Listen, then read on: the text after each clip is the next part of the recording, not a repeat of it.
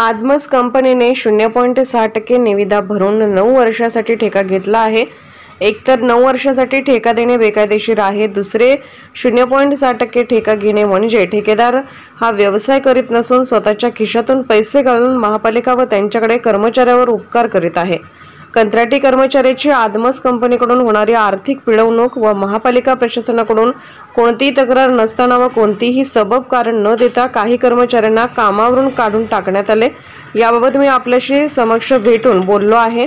ज्या मुलांनी महिन्याच्या पगारातून 5,000 रुपये व 9,000 रुपये रोखीने देण्यास विरोध दर्शवला त्यांना कामावरून काढून टाकण्यात आले व आज मितीस जे कामावर आहेत त्यांच्याकडून 5,000 ते 9,000 रुपये रोखीने काढून घेतले जातात। नोकरी कायमची जाईल या भीतीपोटी हे कर्मचारी पिळवणूक होत असूनही गप्प आहेत।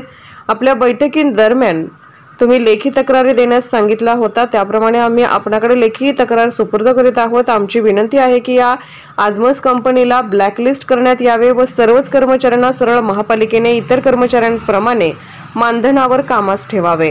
तसेच यावेळी शिवाजी लोंढे, संदीप आवळे, विजय माने, मोहम्मद मुजावर, साहिल शेख, सलीम सय्यद, सचिन मरगाळे, श्रीधर धोत्रे, गणेश जकाते, सूर्या शिंदे, ओंकार शिंदे, किशोर गायकवाड उपस्थित होते।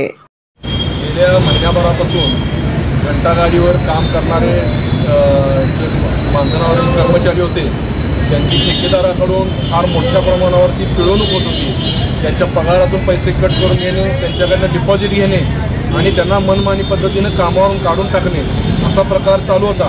यामध्ये मोठ्या प्रमाणावरती तरुण आहेत, महिला आहेत, विधवा आहेत। या सगळ्यांच्या कष्टावरती खरं म्हणजे महापालिकेची स्वच्छता अभियान चालत असतं आणि त्याच्यावरतीच गल्ला ठेकेदार मारत आहे।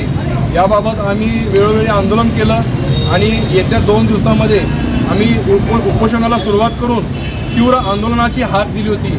या संदर्भात आज माननीय उपायुक्त साबळे साहेब यांच्याशी आमची सविस्तर चर्चा झालेली आहे आणि त्यांनी आम्हाला आश्वासन दिलेलं आहे की शनिवारपर्यंत आपण एक व्यापक बैठक घेऊ आणि त्या बैठकीमध्ये नक्कीच याच्यावरती आपण उपाययोजना करू।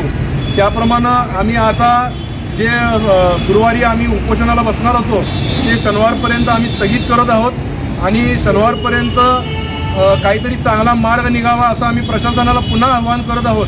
जर शनिवारपर्यंत निघालं नाही तर पुढच्या सोमवारपासून तीव्र आंदोलनाला सुरुवात होईल।